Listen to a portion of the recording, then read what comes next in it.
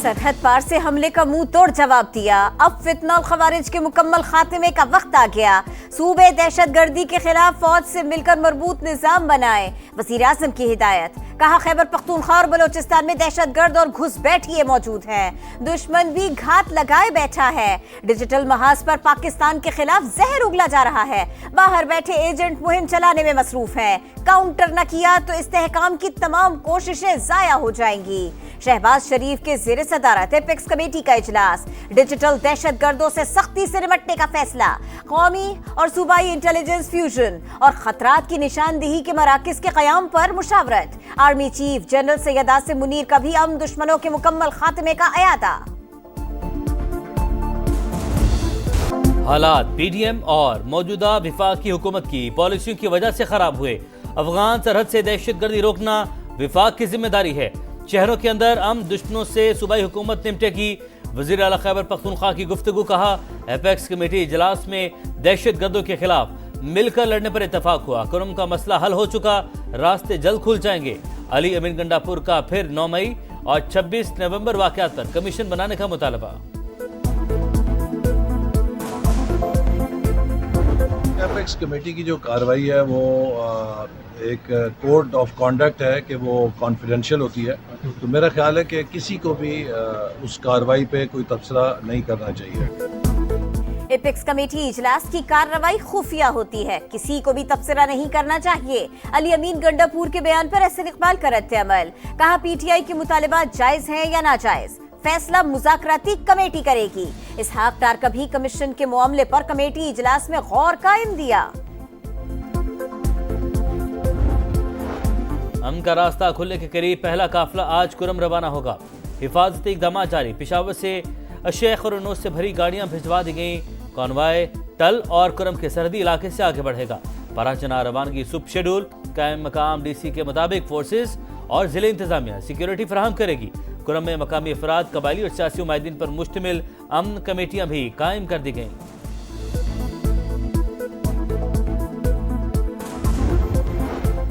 धुंध, वो भी अंधाधुंध। धुएं के बादलों ने हर चीज छुपा ली। पंजाब के मैदानी इलाकों में हद निगाह इंतहाई कम। मोटरवे M2, M3, M11 कई मकामात पर ट्रैफिक के लिए बंद। ट्रेनें भी 10-10 घंटे लेट। शदीद सर्दी में मुसाफिर खार। परवाजों का शेड्यूल भी दरहम बरहम। बालाई इलाकों में बर्फबारी ने ठंड मजीद बढ़ा दी। कराची में आज से साइबेरियन हवाएं चलने का इम्कान। वज़ीर-ए-आज़म से मौलाना फजल रहमान का टेलीफोनिक राबता। मदारिस रजिस्ट्रेशन से मुतालिक सूबों में कानून साजी के लिए किरदार अदा करने की इस्तदा। शहबाज शरीफ ने वज़ीर आला से राबते की यकीन दहानी करवा दी।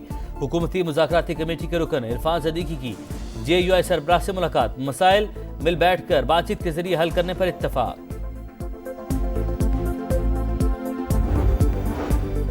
बानी और दीगर कैदियों की रिहाई पहला। 9 मई और 26 नवंबर वाक़यात पर कमीशन दूसरा मुतालिबा।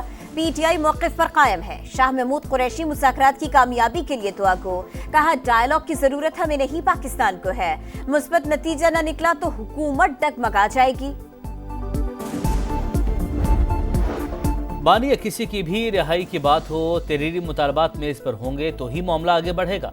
सेनेटर इरफान सदीकी की प्रोग्राम मेरे सवाल में गुफ्तगू। हुकूमती कमेटी के रुकन बोले पीटीआई ने तीसरी बार मुतालबात लिखकर पेश करने का वादा किया है।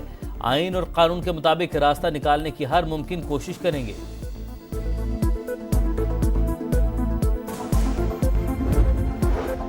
एस्टेब्लिशमेंट मुज़ाकरात के खिलाफ नहीं, बातचीत का नतीजा निकले या ना निकले ये प्रैक्टिस जारी रहनी चाहिए। राना सलर की प्रोग्राम दो टोक में गुफ्तगू। कहा अली अमीन गंडापुर ने पीटीआई के लापता कारकुनों और जाबहक अफराद का मामला उठाया, मगर तहरीक इंसाफ के पास कोई फहरिस्त ही नहीं। 26 नवंबर को लाशें गिरने का इल्जाम लगाने वाले सबूत तो सामने लाएं।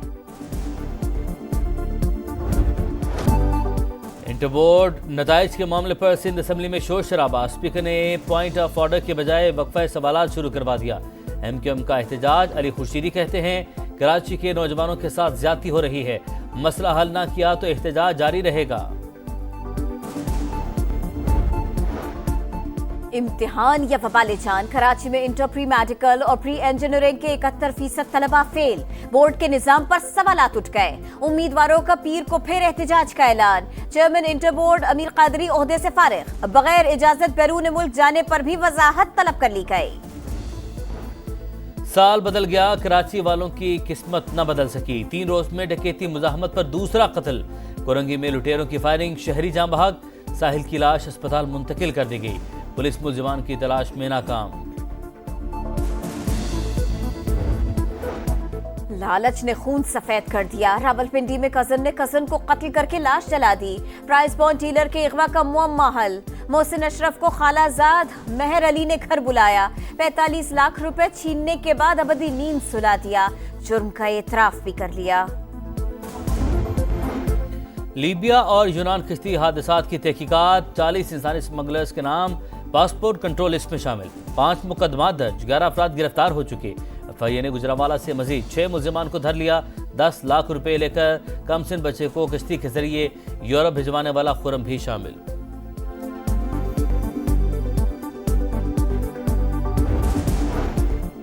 जुनूनियत की इंतहा। इसराइली फौज गजा में अस्पतालों पर हमलावर। खान यूनुस में अल शिफा अस्पताल के अतराफ बमबारी। इंडोनेशियन अस्पताल फौरी खाली करने की वार्निंग।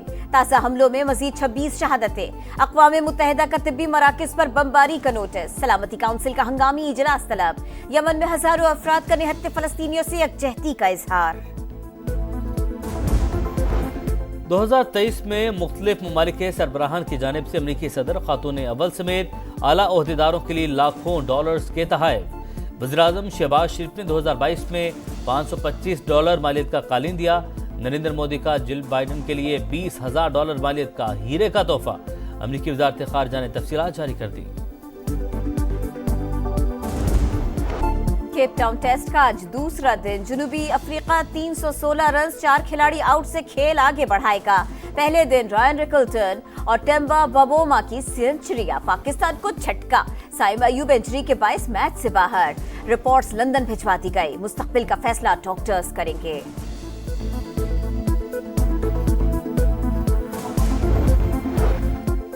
पाकिस्तान सुपर लीग 10 के लिए 531 गैर मुल्की खिलाड़ियों की रजिस्ट्रेशन। ऑस्ट्रेलिया, इंग्लैंड, श्रीलंका, जनूबी अफ्रीका और बांग्लादेश के क्रिकेटर्स शामिल। अफगानिस्तान, कनाडा और जर्मनी से भी खिलाड़ी पाकिस्तान आने को तैयार। ड्राफ्टिंग 11 जनवरी को होगी।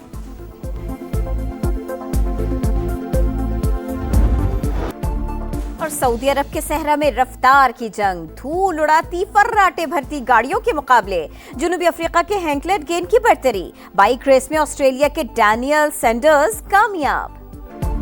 और सऊदी अरब के सहरा में रफ्तार की जंग। धूल उड़ाती, फर्राटे भरती गाड़ियों के मुकाबले। जनूबी अफ्रीका के हैंकलेट गेन की बढ़तरी। बाइक रेस में ऑस्ट्रेलिया के डैनियल सैंडर्स कामयाब।